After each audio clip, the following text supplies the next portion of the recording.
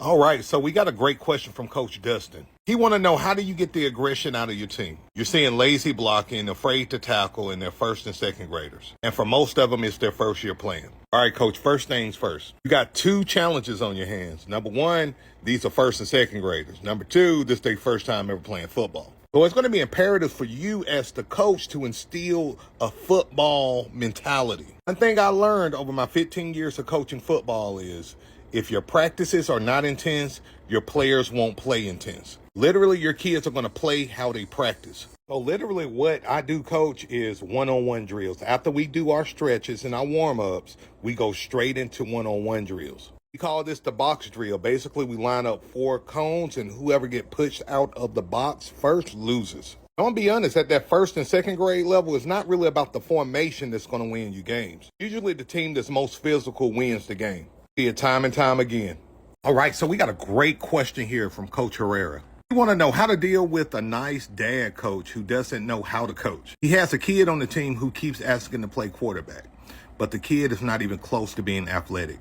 This is on the 9U level. All right, coach, this is how I dealt with this issue in the past. Most of these kids are going to ask to be a quarterback or a running back or something like that, right? I remember even having a big 230-pound lineman asking to be a quarterback. What I say to the kid is, look, I'm going to put you in the best position to be successful for the team. And usually I say this to the kid before we do evaluations. Usually at evaluations, the kid exposes himself and the kid's going to know he's not really a quarterback. Now, if the dad is coming to you saying he want to be quarterback, this is how you approach this situation. Number one, you want to be firm and direct, not disrespectful, but just direct. You say, coach, we're going to see, I'm going to put him in the best position to be successful. Then you say, he may not be a quarterback, but we're going to find out. And I leave it there. Because if he don't have an athletic bone in his body, like you said, it's going to show.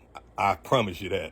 All right, so I got to respond to this comment. I'm going to say this as respectfully as I can because he is talking about his son right here. He said, my son is a stud. They have yet to take him out the game mentally or physically. He's talking about other football teams. He said his son smokes you on offense and defense. Okay, so let me make this very clear. I've coached a lot of studs, and I played against a lot of studs. And yes, a stud can put a team on his back and win a football game.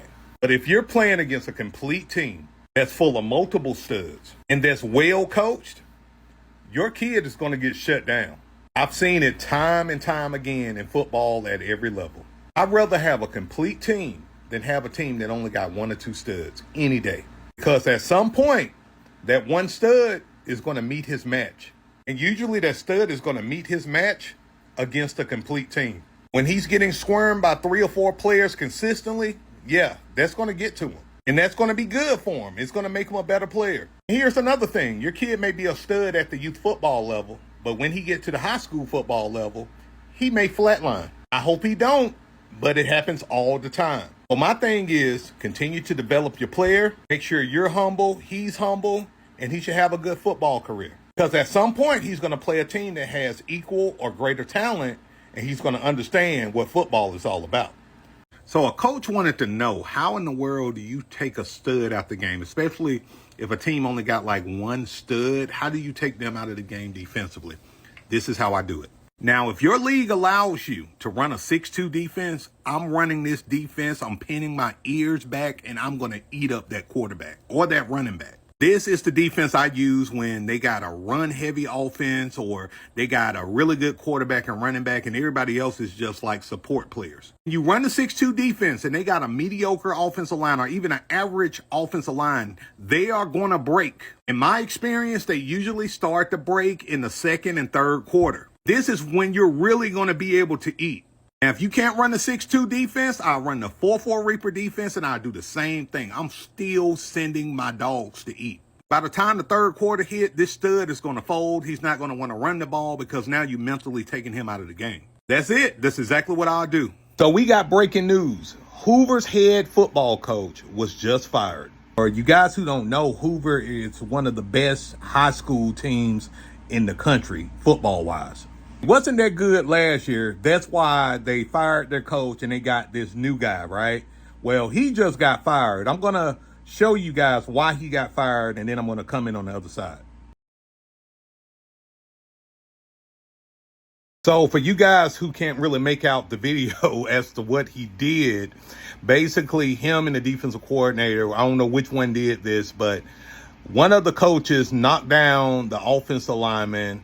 When the offensive lineman was on the ground, one of the other coaches got on him and basically humped him. That's right. Literally, the player got humiliated, knocked down, and humped.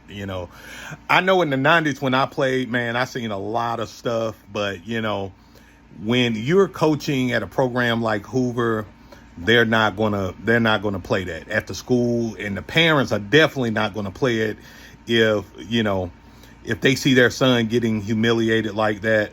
So what do you guys think about this? I'm kind of on the fence a little bit. I know Hoover, I know the program. I got a buddy who was a coach there, and I know their standard. So I knew they wasn't going to tolerate that. But what do you guys think? Coaches, let me give you some real talk. One of the biggest mistakes I see youth football coaches make is they take the worst player on their team and they don't let them see the field. Even if there's a requirement from the league that the kid has to play a certain amount of plays, most coaches still ignore the development aspect of that kid. Please understand this. The less developed, the less talented the kid is, means the more reps you need to put in with that kid so they can develop. And yeah, we know there's a lot of kids who are not football players. Hell, they may not even be true athletes. But that does not mean that we ignore them or neglect them. Because I truly believe that you are only as strong as your weakest link. So my best advice to you is just to put in reps with that kid relative to the position you got him in. Because to be honest, you may never know what that kid may turn out to be at the high school level or even junior high level. So when I first started coaching youth football, it was a 9 and 10-year-old team. The defense that I ran was the 4-4 Reaper defense. And that defense was great. We was the #1 defense in our league the very first year I coached. My kids were not big, so it created a level of balance that allowed my kids to really flow to the ball and shoot the gaps very fast and explosively. On the offensive side of the ball, I ran the Maryland I formation. I ran the single back formation, and I ran the jet formation, which was basically the Beast 2.0 offense. We averaged around 28 points per game, and we were virtually unstoppable in that league. We had a lot of fun. What I loved the most about all the formations that I ran, they was very simple, easy to install. If I knew what the Beast offense was at the time I coached way back when, I would have ran the Beast offense as well. Just remember to keep things simple. Don't overcomplicate things, especially if you're a first-year coach. And focus on the fundamentals, blocking, tackling. And I'm telling you, man, you'll be okay.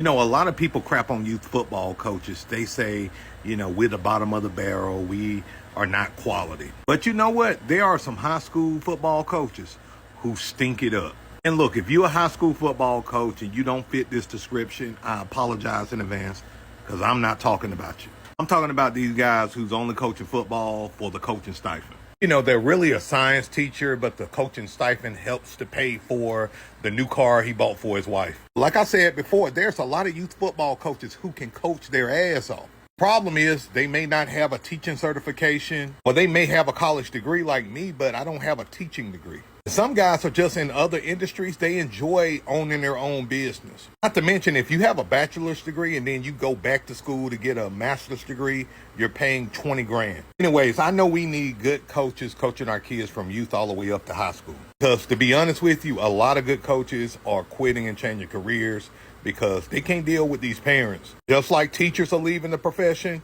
coaches are leaving the profession. And to be honest with you, a lot of these school systems are corrupt as hell. I know some principals and administrators who are absolute crooks. But they get away with it because they got a daddy in the school system or they hide behind their title and their status. At the end of the day, if you are a coach, I don't care if you're a youth coach, high school coach, college coach, everybody needs to respect everybody because this job is hard at every level. Follow me for more. Beast out.